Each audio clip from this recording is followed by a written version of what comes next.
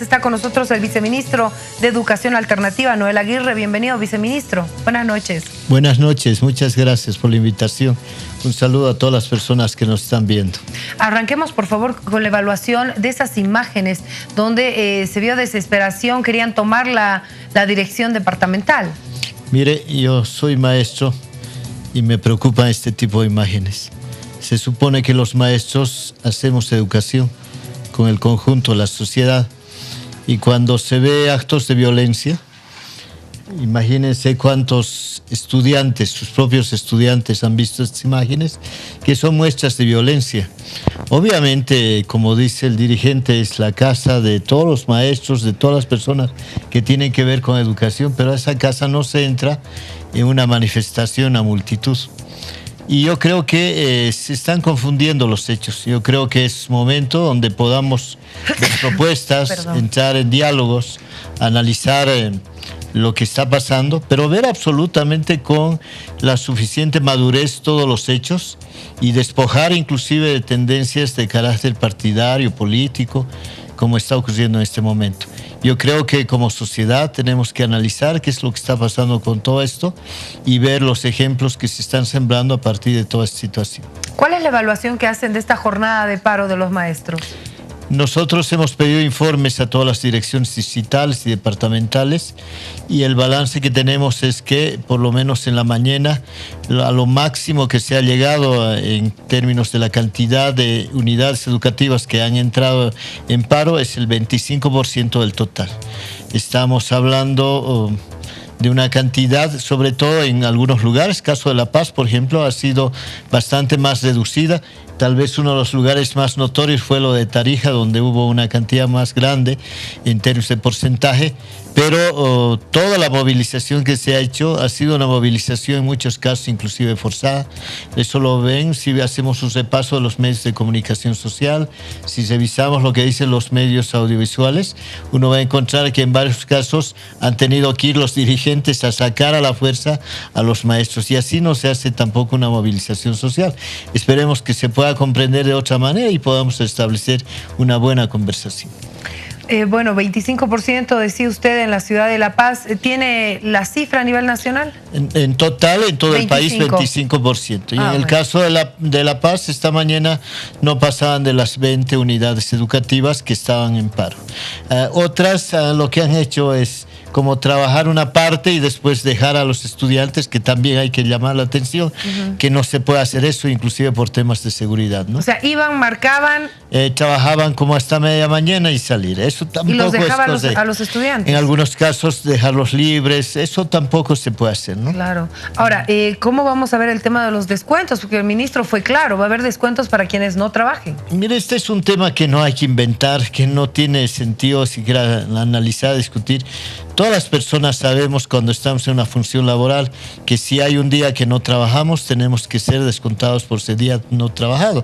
Y en este caso, obviamente, se va a aplicar porque es lo menos que está ocurriendo, es que si uno no trabaja no se le puede pagar. Pero además hay que considerar lo que significan los daños precisamente para un tema que parece ser el eslogan, pero ojalá se pueda cumplir. Supuestamente todo este movimiento es por la calidad educativa. La pregunta es, ¿cómo puede haber calidad educativa con suspensión de actividades? Ahí hay un contrasentido que hay que analizar de manera muy seria. Ahora, usted me decía que no todos los profesores se unieron obviamente a la movilización, otros fueron obligados. ¿Hay una división dentro del magisterio? Lastimosamente, igual eso se puede ver en los comunicados. Por ejemplo, nos llamó la atención la declaración de uno de los principales dirigentes del departamento de Santa Cruz que decía: yo no estoy ingresando, el departamento de Santa Cruz no está ingresando en paro por la disposición de la Confederación, sino por nuestras propias peticiones como Santa Cruz. Eso significa que una petición es la que tiene Santa Cruz, posiblemente lo mismo podemos decir de La Paz, y otra es lo que dice la Confederación de Maestros, y eso también complica todo lo que son el tema de posibles negociaciones. Justamente a eso iba mi siguiente consulta. ¿Cómo hacemos para unificar los pedidos? Porque cuando nos visitaba el ministro de Educación nos decía: tengo acá el pedido de tales y me falta el pedido de tales. O sea, no había un solo pliego de los maestros urbanos, solo había el de los rurales. Yo también le puedo señalar y le puedo mostrar, para hacer pero síntesis, es que la Central Obrera Boliviana, que ahora está en negociaciones, ha entregado un pliego petitorio. Ahí hay una cosa que es absolutamente llamativa en términos del pliego petitorio. En medio están, por ejemplo, el pliego petitorio de lo que es a la Central Obrera Boliviana, de la Central Obrera Boliviana, sobre lo que dice el magisterio rural. Están los otros sectores, pero no está el del magisterio urbano. ¿Qué quiere decir? Que no han entregado, que ha habido olvido, que no se les ha tomado en cuenta, no sabemos. Pero no existe el pliego petitorio del magisterio urbano.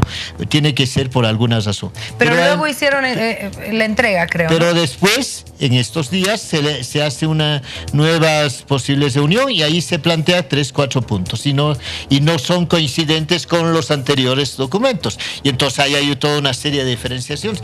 Pero la mayoría ya están en el pliego petitorio de lo que es la Central Obrera Boliviana, que obviamente tienen que estar. Por ejemplo, el incremento de salarios no puede pedir solamente el maestro urbano, tiene que pedirlo el maestro rural y todas las organizaciones sociales de trabajadores. Y en este caso, obviamente, hay que tratar de manera general.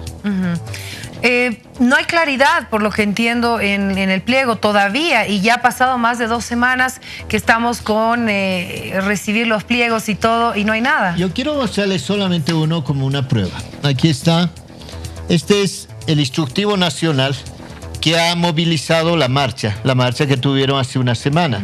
Y dice de manera textual, yo lo voy a leer de manera textual, que la marcha está denominada por la calidad educativa con calidad de vida, por los siguientes objetivos según el Congreso de Gibraltar: un salario de acuerdo a la canasta familiar, nivelación salarial urbanos rurales, jubilación con las 12 últimas boletas de pago, estabilidad laboral, rechazo al reordenamiento y fuentes de empleo. De estos 5 objetivos, 4 corresponden a una discusión o negociación con varios sectores o al interior de la Central Obrera Boliviana. Solamente uno hace al tema de reordenamiento, lo que es el sector educativo, que hay maestros que por cuestiones, por ejemplo, de racionalidad, porque donde hay un maestro y existen 3, 4 estudiantes, no es posible mantener. Donde hay necesidad, por ejemplo, donde hay 30 estudiantes, 40 estudiantes, hay que hacer una distribución adecuada y obviamente eso se hace. Pero además, lo ha anunciado el Ministerio de Educación, que si hubiera estos temas y se identificara de manera concreta, nosotros en 24 horas podemos solucionar esos temas.